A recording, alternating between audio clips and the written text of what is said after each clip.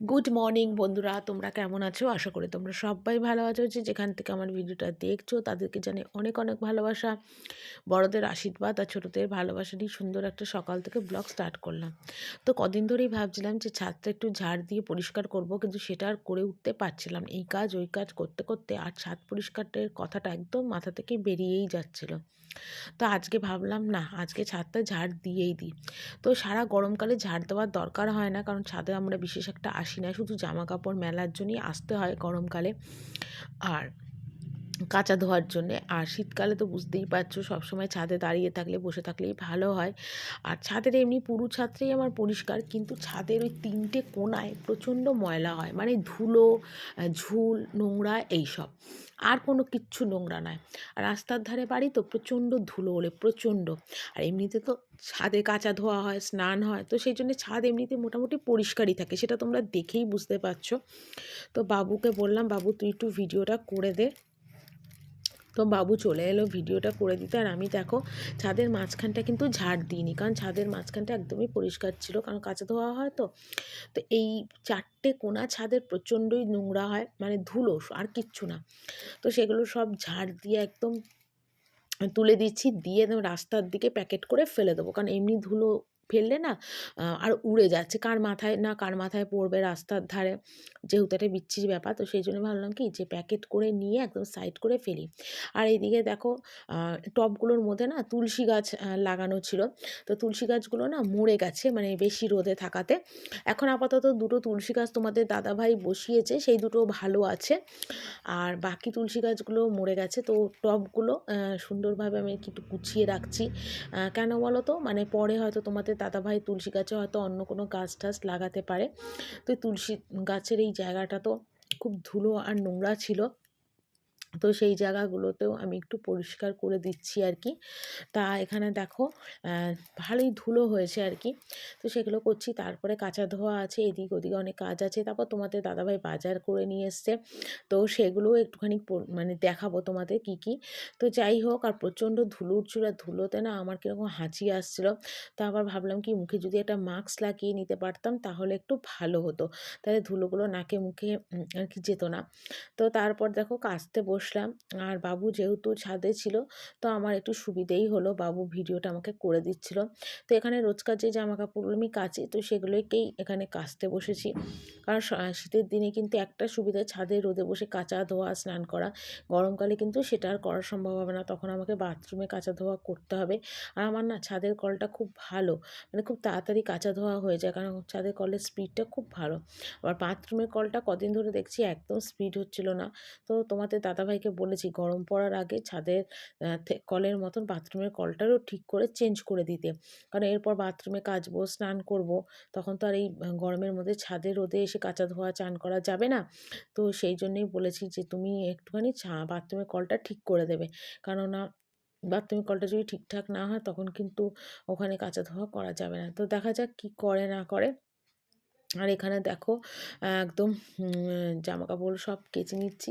আর শীতকালে রোজকার জামাকাপড় যতই কাচি, কেন জানি না এত মানে মানে নোংরা হয় জামাকাপড়গুলো তেল কাচতে, জানি না কেন শীতকালে মনে হয় জামাকাপড় বেশি বেশি নোংরা হয়। তো সেই জন্যে সাবানটাও না এখন দেখছি 3 দিনের জায়গায় এখন একটা প্যাকেট, মানে 10 টাকার প্যাকেট 1 দিন 2 দিনেই শেষ হয়ে যাচ্ছে।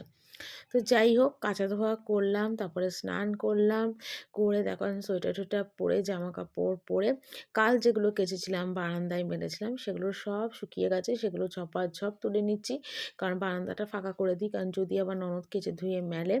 তো সেই জন্য আমি সব তুলে নিচ্ছি, কারণ অনেক জামা কাপড়ই মানে কালকে কেচেছিলাম, প্রচুর কেচেছিলাম। তো সেগুলো ছাদে মেলেছিলাম, কিন্তু যেহেতু ছাদে সমস্ত জামাকাপড় শুকোয়নি, সেই জন্যে কিন্তু সমস্ত বারান্দার দিক দিয়েই মেলে দিয়েছিলাম। তো দেখো সব শুকিয়ে গেছে, এবার ঝপাঝপ তুললাম। তারপর এখন চলে এলাম দেখো রান্নাঘরে, আর এসে দেখি তোমাদের দাদাভাই এখানে ডিম নিয়ে এসছে। তো তোমাদের একটু ডিমটা দেখিয়ে দিলাম। আর এখানে ডিমের জন্যে দেখো আমি কেটে নিয়েছি এখানে আলু, পেঁয়াজ কুচি, রসুন সব একবারে কেটে কুটে গুছিয়ে নিয়েছি। আর এখানে দেখো ভাত তো বসিয়েই দিয়েছি। আর নিয়ে এসছে দেখো তোমাদের দাদাভাই মাছের তেল, কারণ তোমাদের দাদাভাই আবার মাছের তেল খেতে খুব ভালোবাসে। আর শাশুড়ির জন্য এরকম দুটো মাছ নিয়ে এসছে, কাতলা মাছেরই মানে ছোট করে নিয়ে এসছে। তো ভাবলাম তোমাদের একবার দেখিয়ে দিই। তারপরে দেখো একদম ভাত টাত করার পর এখানে ডিম কষাটা করছে। দেখো ডিম কষা কালারটা কি দারুণ এসছে। এরকম ডিম কষা খেতে কিন্তু শুকনো ভাত দিয়ে খেতে কিন্তু দারুণ লাগে। কিন্তু শুকনো এরকম রাখলে তো হবে না, সবাই খাবো, একটু ঝোল ঝোল না করলে হবে না আর কি। কারণ শুকনো মানে আলু দিয়ে রুটি, পরোটা, লুচি খেতে ভালো লাগবে, কিন্তু কি বলো তো, ভাত দিয়ে খাওয়া যাবে না তা না, কিন্তু এটা কম পড়ে যাবে সবার। তো সেই কারণের জন্যে কিন্তু আমাকে এখানে একটুখানি জল দিচ্ছি, কারণ একটু পাতলা পাতলা ঝোল করাটাই ভালো হবে আর কি। তো পাতলাই ঝোল করি, কারণ আমাদের বাড়িতে না আবার মানে ডিমের ঝোলটা একটু পাতলা খেতেই সবাই একটু বেশি ভালোবাসে। তো দেখো এখানে জল দিয়ে এবার ঝোলটা একটু ফোটানো অবধি অপেক্ষা করব। এইমাত্র ছাদে এলাম, ডিমের ঝোলটা বসালাম, বসিয়ে আমি এইমাত্র ছাদে এলাম। আর ছাদে এসে এখন দেখো এই জামা কাপড়গুলো সব তুলে নিচ্ছি, শুকিয়ে গেছে, নাইটিগুলো শুকিয়ে গেছে, হয়তো এই জামা প্যান্টগুলো শুকোয়নি। আমি জানি না আমার হঠাৎ এত কেন শরীরটা খারাপ লাগছে, কেমন যেন পেটে ব্যথা করছে, বুঝতে পারছি না। প্রচণ্ড আমার মানে শরীরটা খারাপ লাগছে, যার জন্যে কোনো রকমে তাড়াতাড়ি করে ডিমের ঝোল বসিয়ে ওপরে এলাম বাবুকে স্নানের জল দিতে। কারণ বাবু স্নান করবে, এই জন্য বাবু স্নানের জল দিতে এলাম। আর আমার তো সকালবেলায় স্নান ফান কমপ্লিট হয়ে গেছে। চলো তোমাদের রান্নাটা দেখিয়ে দিই। এখানে প্লেন সাদা ভাত করেছি, এখানে দেখো ডিমের ঝোল, আলু দিয়ে একদম পাতলা ডিমের ঝোল, আর এটা একটু বেড়ে রেখেছি, মাছের তেল ভাজা আছে, আর শাশুড়ির মাছ তো শাশুড়ি খাওয়া হয়ে গেছে, এটা রাত্রিবেলা ডিমের ঝোল, এগুলো বেড়ে রেখেছি। আর এখানে দেখো সমস্ত রান্নাঘরে কাজকর্ম করে, রান্নাঘর পরিষ্কার করে, গ্যাস ট্যাস মুছে ওপরে এলাম। আর এসে দেখো এখন বিছনার চাদরটা চেঞ্জ করে দিচ্ছি, কারণ সকালবেলা করবো ভেবেছিলাম, কিন্তু সকালবেলা করার একদম টাইম হয়নি। তো সেই জন্যই বিকেলবেলাতেই করছি। তবে হ্যাঁ, এটা কিন্তু ভুল বললাম, আমার কিন্তু খাওয়া দাওয়া কমপ্লিট। মানে আমি আর ননদ নিচে খেয়ে নিয়েছিলাম। তো খেয়ে দেয়ে কিন্তু এখন বিছানার চাদর চেঞ্জ করছি। আর শীতের বেলা বুঝতেই পারছো এতটাই দেরি হয় না, এখন প্রচণ্ডই দেরি হয় শীতকালে। বেলা যেহেতু ছোট, সেই জন্য কোনো কাজ টাইম মতন করতে পারি না। মানে আগেই পিছিয়ে দেরি এরকম ব্যাপার হয়েই যাচ্ছে প্রতিটা দিন। তো যাই হোক, খেয়ে দেয়ে এলাম আর মুখে দিলাম একটা পান, কেন এখন আমি আবার প্রতিদিন পান খাই, আমার এখন একটু পানের নেশা হয়েছে। মানে এই পানের নেশাটা হয়েছে অনেক দিন, আজ নতুন না, ভালো লাগে। তবে হ্যাঁ, সারাদিনে আমি পান খাই না, ওই একটুখানি দুপুরবেলা ভাত টাত খাওয়ার পর আর রাত্রিবেলাতে খাওয়ার পর একটু পান খাই, ওই সারাদিনে হয়তো 4টের মতো পান খাই।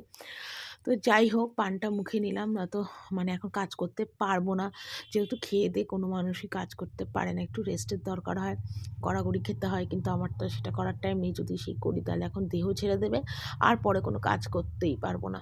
তো সেই জন্য বিছানার চাদরটা চেঞ্জ করছি। আর শীতকাল বলে এখন চাদর 2 দিন ছাড়া ছাড়া চেঞ্জ করতেই পারছি না, প্রায় 3 দিন 4 দিন হয়ে যাচ্ছে বিছানার চাদর চেঞ্জ করতে। তো যাই হোক, আর এখন দেখো এই চাদরটা পাচ্ছিলাম, আর এটা কিন্তু শান্তিনিকেতনের চাদর, আমাদের এক রিলেটিভ গিফট করেছিল। তো চাদরটা তো আমাদের একটা করেছিল, আর আমার ননদ মানে শাশুড়ি ঘরে একটা করেছিল, দুজনদের দুটো চাদর গিফট করেছিল। তো আমি চাদরটা প্রচণ্ড বড়, এত বড় চাদর না, মানে 6-7 বিছনার থেকেও মনে হয় যেন 8-8, মানে চাদরটা এত বড় চাদরটা, মানে এদিক 4-5 দিক না গুজলে হবেই না আমার, এতটা বড় চাদরটা। তবে চাদরটা কিন্তু কটনের না, একটু ফুল ভলিউম মিশ্রণ আছে। তবে বেশি চাদরটা পাতি না, কেন বলো তো, খুব নোংরা হয়, কেন কালারটা দেখতেই পাচ্ছ এরকম। কিন্তু চাদরটা খুব ভালো মোলায়েম আর কি। তো যাই হোক, চাদরটা এখানে চেঞ্জ করছি। আর বাবু যেহেতু ঘরে ছিল, তাই বাবুকে বললাম যে বাবু একটু ক্যামেরা করে দে, কারণ বিছনা টিছনা তুলে কিন্তু আমি আমার যাবো নিচে বাবুর টিফিন করতে। কারণ যেহেতু আজকে ডিমের ঝোল করেছি, তো সেই জন্য বাবু বলল যে ডিমের ঝোল দিয়ে পরোটা খাবে। তো ওকে পরোটা করে দেবো, সেই জন্য আবার আমি নিচে যাব আর কি। তো নিচে গিয়ে মানে আটা ময়দা মাখা রয়েছে আর কি, শুধু মানে পরোটাটা ভেজে দিলেই হবে। তো এখানে দেখা একদম বালিশের ওষা-টোষা সব সুন্দর করে লাগিয়ে দিলাম আর কি। কারণ সঙ্গে সঙ্গে কাজটা মিটিয়ে নিলে সুবিধা হয়, পরে আবার করতে গেলে অনেকটাই অসুবিধা হয়। তো যাই হোক, শীতের দিনে মানে কীভাবে যে সময় টাইম কেটে যায় বুঝতে পারি না, কাজ থাকে অসংখ্য, কিন্তু সেই কাজগুলো মানে মেকআপ করা খুব মুশকিল হয়ে হয়ে যায়। তো যাই হোক, তারপর ছিল রাশিকৃত জামাকাপড়, যেগুলোকে এখন ভাঁজ করার জন্য নিয়ে বসেছি। কারণ আগে তো রোজ জামাকাপড় ভাঁজ করে নিতাম। মেঝেতে বসেও ভাঁজ হয়ে যেত শীতকালে, এই গরমকালে। কিন্তু যেহেতু এখন শীতকাল পড়েছে, এই মেঝেতে বসে জামাকাপড়গুলো ভাঁজ করতে পারি না। তো সেইজন্য একটু আ অসুবিধাই হচ্ছে আরকি। তো যাই হোক, অসুবিধা হলে তো আর কিছু করার নেই। তো এখানে জামাকাপড়গুলো ভাঁজ করছি। তোমাদের দাদাভাইয়েরও অনেক জামাকাপড় কেচেছি, সেগুলোকেও আবার ওই ঘরে নিয়ে যেতে হবে। মানে সব আলাদা, আলাদা করে গোছানোর ব্যাপার আরকি। তো সেগুলো করব। তো বাবু আবার বলছিল ওকে খেতে দিতে, কেন বাবুর আবার খুব খিদে পাচ্ছিল আরকি। তাই আমি বললাম, দাঁড়া একটু, আমি হাতের কাজটা কমপ্লিট করে তারপরে একবারে যাচ্ছি। কারণ কি বলতো, অর্ধেক কাজ করে গিয়ে আবার অন্য কাজ করতে না খুব অসুবিধা হয়। তো তারপর দেখো, বাবুর জন্য পরোটা করে এনেছিলাম আর দুপুরে ডিমের ঝোলটা একটু গরম করে আনলাম। আর ঘড়িতে দেখো এখন 6টা 15 মতন বাজে। তো বাবুর তো ফেভারিট ডিমের ঝোল আর পরোটা। তো বাবু তো ভীষণ খুশি হয়েছে ডিম আর পরোটা খেয়ে। তো চলো বন্ধুরা, আজকের ভিডিওটা এখানেই শেষ করছি। কালকে একটা সুন্দর ভিডিও নিয়ে চলে আসবো। টাটা, সবাই ভালো থেকো।